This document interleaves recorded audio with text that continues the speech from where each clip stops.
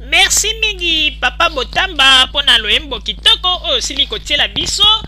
na tango oyo nazali kota na kati na masolo na oyo etali bakongole oyo basilaki kokoma pe kolelalela na oyo etali likambo ya bapaseport na bango oyo esili koumela na ambassade ya République démocratique du Congo kuna na Berlin. Ndenge nini bakongole wana bamosusu balobi ete bazali kotuna tango nyonso tu kobenga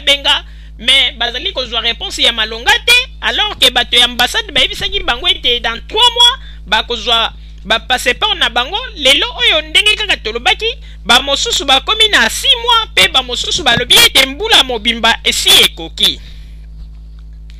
Bandeko babolingo nayebisaki bino ete responsable na biso papa Botamba asilaki kosolola na mosali ya ambassade ya République démocratique du Congo na kombo ya monsieur Patrick Liaou. Basilaki kosolola na oyo etali ndenge nini émission oyo tosalaki lobi po ete bato ndenge bareklame pe papa Botamba lobi ete bakongole ebele oyo na ba information bapesaki biso ba information wana ezali penza juste te pe ba information wana ezali oyo bato bango moko bazali koloba kaka na makambo oyo ezali kokomela bango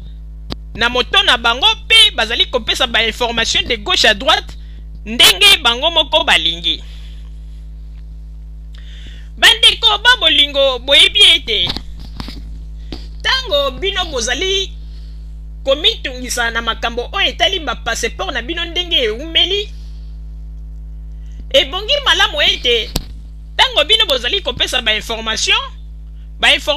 na ezalaka juste pe clair po ete tango tozali kopesa yango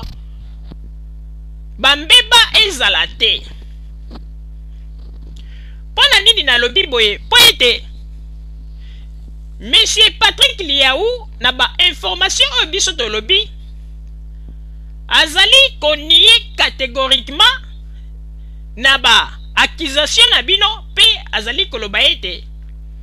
ye azali kosala nyonso pona bino bato oyo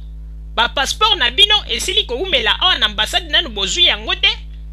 Tango nyonso tu bozali kobenga pe azangaka te kopesa bino biyano pe koyebisa na bino pourquoi ba passeport esili koumela. Na yango ndeko Patrick Liaou alobi ete soki azalaki moto moko oyo yende azalaki kosala manœuvre na makambo oyo ba passeport ndenge bozali koloba pe ndenge bozali kokanisa mbele alingaki kopesa numero na ye privé te na bino bato oyo bozali kokomela biso. Alobi ete tango nyonso tu bozalaka na contact na ye bobengaka ye meme ata a partir ya minuit ata soki azali deja kolala pe bobengaka ye azangaka te kopesa bino biyano na oyo etali makambo ya ba passeport na bino.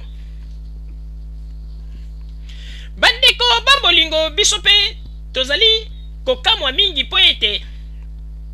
bandeko kongole tango bino bokomeli biso bolobi ete bato ya ambassade balingi eta ko entrer ya contact na bino te ekomi soki obengi bango telefone bayambaka te ba makambo ndenge na ndenge pe biso pe tozali kokonfirme likambo oyo ya telefone ndenge bayambaka te ezali juste po ete biso moko pe tomeka mbala ebele mpona kobenga avant tosala émission na biso ya mokolo mwa lobi. En tout cas telefone wana po moto ayamba ezalaka mwa pasi.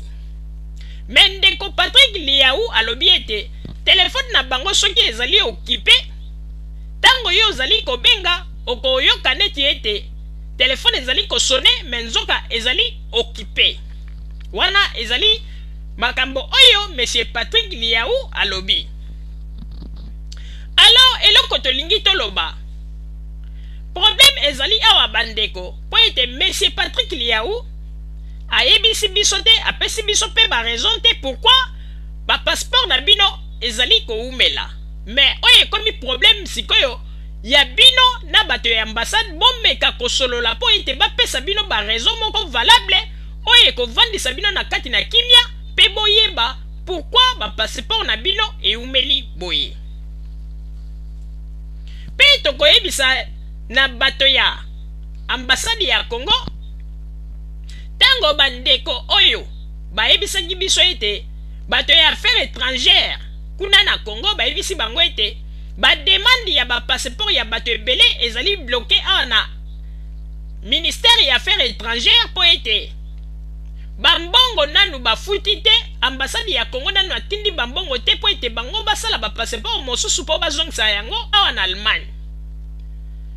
Alors biso pe tosalaki le nécessaire na ndenge na biso to entraki pe a contact na bato ya ministère ya affaires étrangères kuna na Congo, to bengaki pe mosali moko la même réponse oyo bandeko wana bakomelaki biso bakongolais oyo bakomelaki biso, la même réponse yango pe tozwi yango na mosali oyo azali kuna na ministère ya affaires étrangères kuna na République démocratique du Congo, nde ayebisaki biso kaka maloba moko oyo bato oyo bakomelaki biso. Pe biso tolingi te tozala sali na kati na likambo oyo, biso tokoloba juste na oyo biso to moni pe biso toyoki, me tokolongola te, tokobakisa te, tokoyebisa bino kaka makambo ndenge ezali kokende. Yango na tango oyo bandeko babolingo, ndeko Patrick Liaou azali kosenga na bato nyonso tu oyo bazali koloba to kosalir kombo na ye na likambo oyo etali ba passeport, ebongi malamu mingi bino moko bato oyo apesaki bino ba numero bo entrer en contact na ye pe apesa bino ba éclaircissement, ayebisa bino eloko nini oyo ezali kosala ete ba passeport ezali koumela po ete pona likambo ya koumela ya ba passeport wana ndeko Patrick Liaou ayebisi biso eloko moko te, mais ezali nde problème entre bino na ndeko Patrick Liaou bombeka ko entrer en contact na ye po ete tozali pe ko comprendre ba kolela na bino po ete toyebi ete ba mosusu balobi ete bazali même prêt ya ko perdre ba misala na bango suite ya ba visa na bango moye ba renouveler ezate pona ba passeport oyo basi basalaki comme ba demande lelo bazali bloqué misala na bango ekomi ko ningana yango tozali ko senga pe na bato ya ambassade ba meka pe ko tia moto makasi na niveau ya affaires étrangères kuna na Congo po ete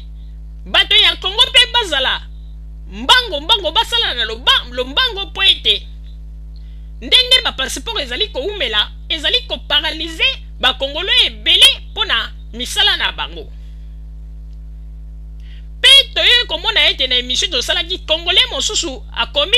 alobi ete bango kuna na France passeport ezali koumela te, peut-être